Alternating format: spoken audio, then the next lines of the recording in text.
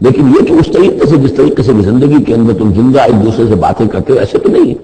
وما یشعرون ایان یبعثون، اور انہیں خود یہ پتہ نہیں کہ کب انہیں اٹھایا جائے گا۔ عالم برزخ میں جو بھی ہے، ظاہر بات ہے کہ قیامت کا وقت نہ ہمیں معلوم ہے کہ کب ہوگی نہ انہیں معلوم ہے کہ کب اٹھایا جائے گا۔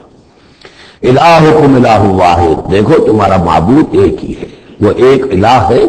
فالذین لا یؤمنون بالآخرۃ، تو وہ لوگ کہ جو آخرت کا یقین نہیں رکھتے، منکرۃ وہم مستكبرون، وہ اس بات سے انکار کرتے ہیں، وہ اس کو قبول کرنے میں جھجکتے ہیں اور ان کے اندر استکبار پیدا ہو جاتا ہے، مغرور ہو جاتے ہیں۔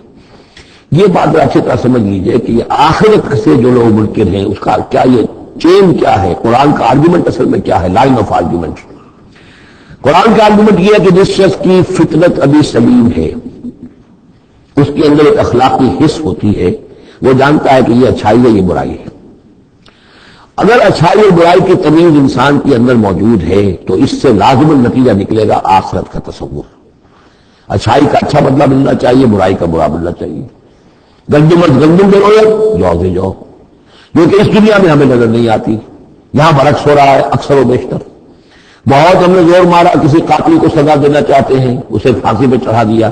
فرض کیجیے قاتل جو ہے وہ تو بوڑھا تھا اور قتل کیا اس نے جوان آدمی کو، وہ جوان آدمی کی بیوی جوان بیوہ ہوئی ہے، اس کے چھوٹے چھوٹے بچے جو یتیم ہو گئے ہیں۔ یہ جو تھا 70 برس کا، یہ تو کھا پی چکا، سب کچھ زندگی گزار چکا، کیا اس کی زندگی اس زندگی قدر ہو سکتی ہے؟ زیادہ آپ یہ کر سکتے ہیں کہ اس کو آپ پھانسی دے دیں، لیکن یہ اس کے جرم کا بدلہ نہیں ہے، اس کا ہم بدل کے بدلہ نہیں ملا۔ اس کو کیا نقصان ہوا؟ بوڑھا تھا، ویسے بھی جلدی مرنے والا تھا، اور یہ جوان آدمی تھا، اس کے بچے جو ہیں یتیم ہوئے، کہاں کہاں اس کے اثرات پہنچیں گے۔ پھر یہ کہ ایسے شخص کا بھی پھانسی چڑھنا بھی تو وہ آسان کام نہیں ہے، جرم ثابت ہو، گواہی ملے، وکلا بھی ہار جائیں، رشوتیں بھی نہ چلتی ہو، تب کہیں جا کر پھانسی ہوگی اس کو۔ لیکن پھانسی بھی ہوگی تو کیا اس کے جرم کی ہم بدل سزا مل سکتی ہے؟ ناممکن۔ تو کوئی اور عالم ہونا چاہیے اور اس عالم میں بھرپور بدلہ ملے۔ یہ ہے اب جس کے اندر یہ احساس ہوگا پھر وہ کچھ نہ کچھ سوچے گا، غور کرے گا، کوئی بات اس سے کوئی شخص کہتا ہے تو اس کو توجہ سے سنے گا۔ جس کے دل میں یہ نہیں ہے، استغنا ہے کسی خیر اور شر کے تصور سے، وہ بالکل اپنے آپ کو آگاہ کر چکا، آخرت کا کوئی خوف نہیں۔ اب اس کے سامنے آپ لاکھ دین بجاتے رہیے، اس کو حکیمانہ درس دیتے رہیے، اسے بار بار جھجوڑیے، سکھائیے، پڑھائیے، وہ تو وہی رہے گا، اس کی زندگی میں کوئی تبدیلی نہیں آ سکتی۔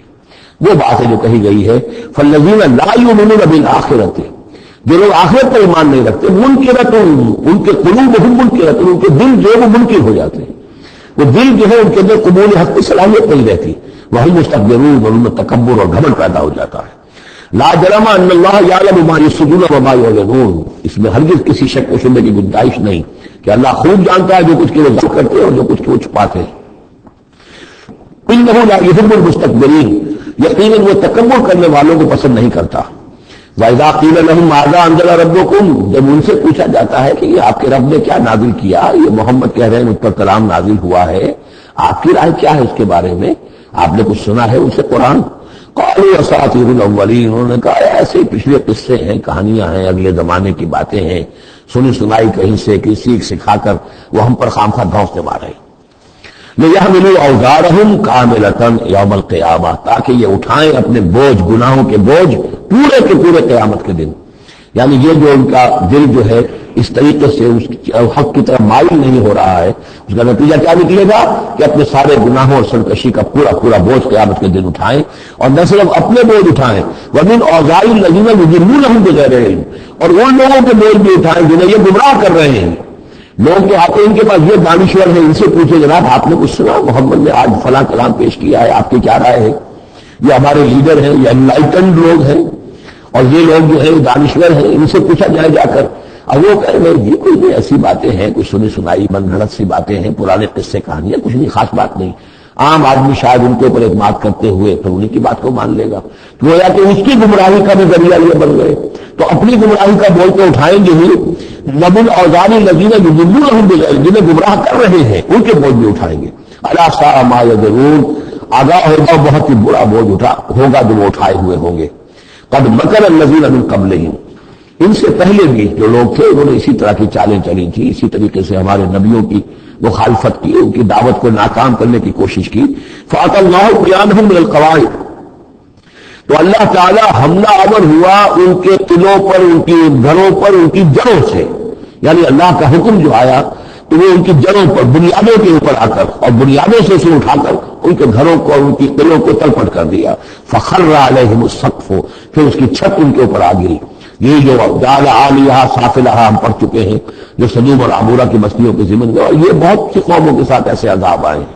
یہ نہ سمجھیے، یہ تو چونکہ قرآن مجید میں آپ کو بتا چکا ہوں، صرف انہی اقوام کا تذکرہ ہے کہ جن سے اہل عرب واقف تھے.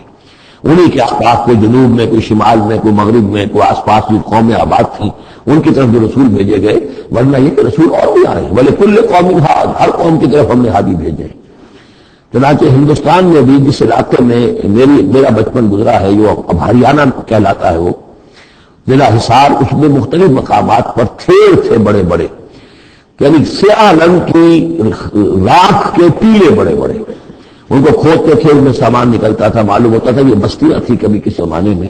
اور ان کے اوپر یہ عذاب الہی آیا، جیسے پپیائی پر آیا کہ اس کے اوپر جو ہے وہ لاوا برسا اور پوری کی پوری بستی جو ہے اس لاوے کے اندر دب گئی. اسی طریقے سے اس علاقے میں کوئی رسول آئے ہیں. اور سرسوتی دریا یہاں کا ہوتا تھا بہت بڑا، وہ دریا بھی غائب ہو گیا ہے. دریائے گنگا جو ہے ہندوؤں کے نزدیک جو مقدس ہے، یہ بہت بعد کی شے ہے. اصل جو ان کا مقدس دریا تھا وہ سرسوتی تھا، اور وہ غائب ہو چکا ہے، اس کا پتہ نہیں چلتا ہے. اب اس کی وہ تلاش کر رہے ہیں. یہی علاقہ جس میں سے ہو کر وہ دریا سرسوتی گزرتا تھا. اور معلوم ہوتا ہے کیونکہ یہ مکاشفہ بھی ہے کہ یہ جہاں حضرت شیخ احمد سرہندی رحمۃ اللہ علیہ جہاں پر مدفون ہے، یہ وہی علاقہ ہے مشرقی پنجاب کا. تو یہاں آس پاس کچھ مکاشفات، کچھ لوگوں کو 30 انبیاء دفن ہے اس علاقے کے اندر.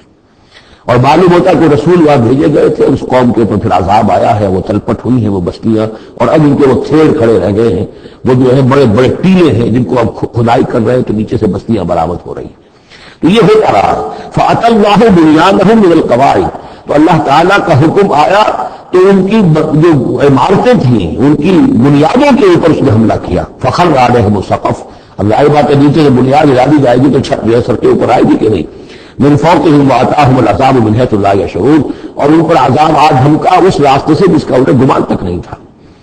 ثُمَّ يَوْمَ الْقِيَامَةِ يُخْزِيهِمْ، اور پھر ابھی مزید جو ان کی رسوائی ہونی ہے وہ تو قیامت کے دن ہوگی. ثُمَّ يَوْمَ الْقِيَامَةِ يُخْزِيهِمْ وَيَقُولُ أَيْنَ شُرَكَائِيَ الَّذِينَ كُنتُمْ تُشَاقُّونَ فِيهِمْ، انہیں رسوا کرنے کے لیے اللہ تعالیٰ کہے گا کہاں ہے وہ آپ کے شریک، وہ معبود جن پر ذرہ تھا، جن پہ تکیہ تھا، وہی پتے ہوا دینے لگے، وہ کہاں گئے وہ پتے جن کے بارے میں تمہیں سخت حمیت تھی. تشاقون فی، جن کی وجہ سے تم مارنے کو دوڑتے تھے، جو بھی ان کی نفی کرتا تھا ان کی ٹکا بوٹی کرنے کو تیار ہو جاتے تھے. اتنی حمیت، اتنی غیرت اپنے معبودوں کے لیے تمہارے